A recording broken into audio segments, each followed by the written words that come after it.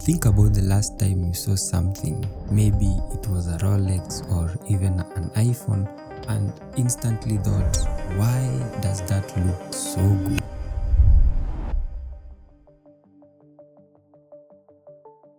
Why do we relate good aesthetics with good taste?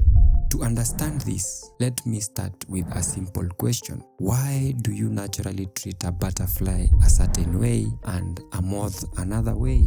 Alexander, in 1733, he developed aesthetics to mean the study of good and bad taste, linking good taste with beauty. He defined taste in a broader sense as the ability to judge according to the senses, based on the feelings of either pleasure or displeasure. It is through this study that we understand the reason why we treat butterflies with tenderness as compared to moths. In this case, our senses of sight provide us with information about the butterfly and the moth. Our taste then judges these sensory inputs, leading to feelings of pleasure towards the butterfly and displeasure towards the moth, which in turn influences our actions towards the butterfly or the moth respectively.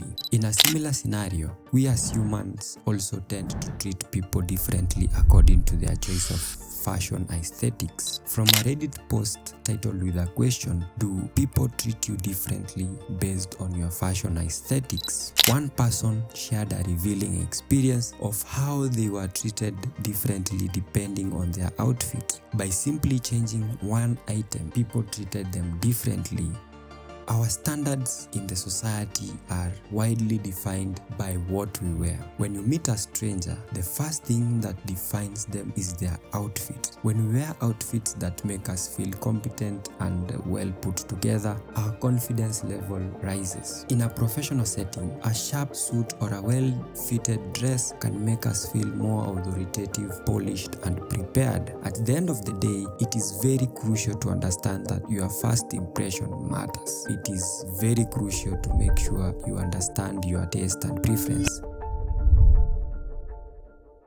Why is it that some shapes match harmoniously, creating an aesthetically clean blend, while other shapes when mixed have the opposite effect? And why do we love certain shapes? To understand further, let's start with another example. A room made up of attributes with sharp edges and straight lines often feels more aesthetically appealing and often gives out a more modern vibe. A study published in the Journal of Architectural and Planning Research found that straight lines in furniture significantly contribute to the perception of a room as spacious and modern. To understand this, we must first dive into the important attributes of design.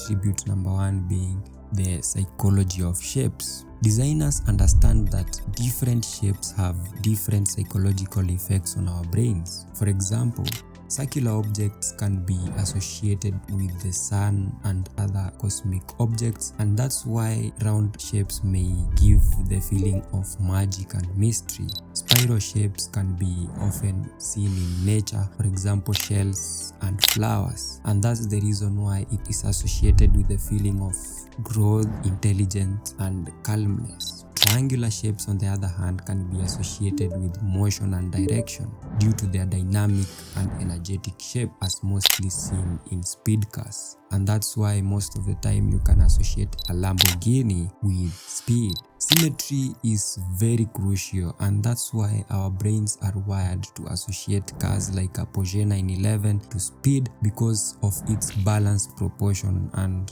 its often near symmetrical design, which creates a sense of aerodynamic efficiency and visual harmony, which our minds subconsciously link to streamlined movement and velocity. And that also explains why the shape of a Nike shoe is always associated with running, while an engineering shoe is associated to construction work. The second attribute of design is color.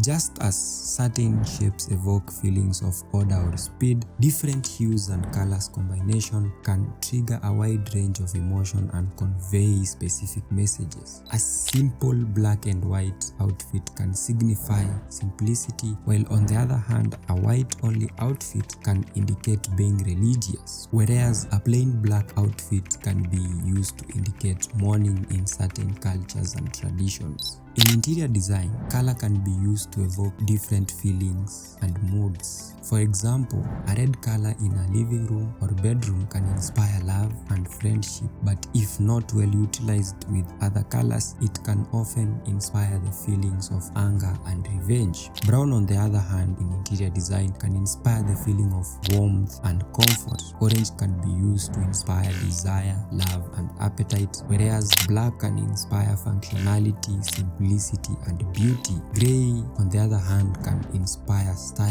and elegance. When choosing what type of color you want to paint your room, it is crucial in determining your mood and the vibe that you are looking for.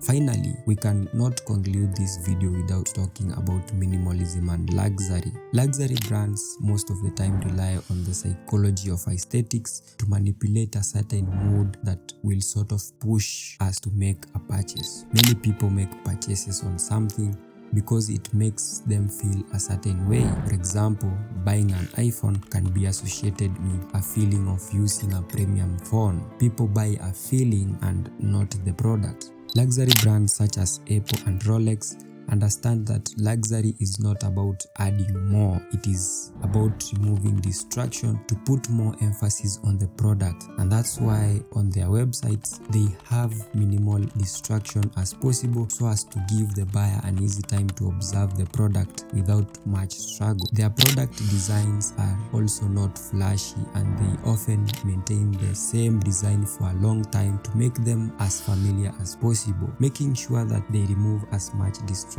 as possible with the goal of making their products more premium. This can be applied in our day-to-day life also. A minimalistic look can often feel more luxurious compared to a cluttered room. Minimalism generally means removing the extra attributes from your space and maintaining the important attributes. A minimalistic approach can make your room look more intentional and organized. For example, if you have a piece of art on the wall, it is easier for you to make it a focus point compared to when you have multiple random frames of image on the wall. Making your bed in the morning can sound difficult, but once you have made it, your house looks more neat and makes you feel good. Cleaning your utensils also makes you have a feeling of composure, which can in turn make your day more productive. A little bit of order can make your brain ease and feel more relaxed, and this in turn will boost your overall mood and confidence.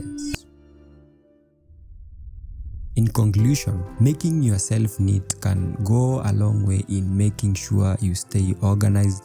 A well put together outfit can outshine an expensive outfit by far and can generally boost your confidence and put your mind at ease. Organizing your house can seem tedious, but once you have done it, it makes you feel a sense of accomplishment and makes your day become more organized. Understanding you only need a few attributes or properties in your room can save the hassle of having to rearrange your room every 5 minutes. All in all, when our surrounding and personal presentation are visually coherent and intentional, it reduces visual clutter and mental noise, allowing for greater focus and a feeling of control. The better you look and more organized your space is, the more confident and at ease you become. So if you found this video helpful, you can consider subscribing, and if it added value to you, this is the best time to share it with your friend who also finds it difficult to be organized.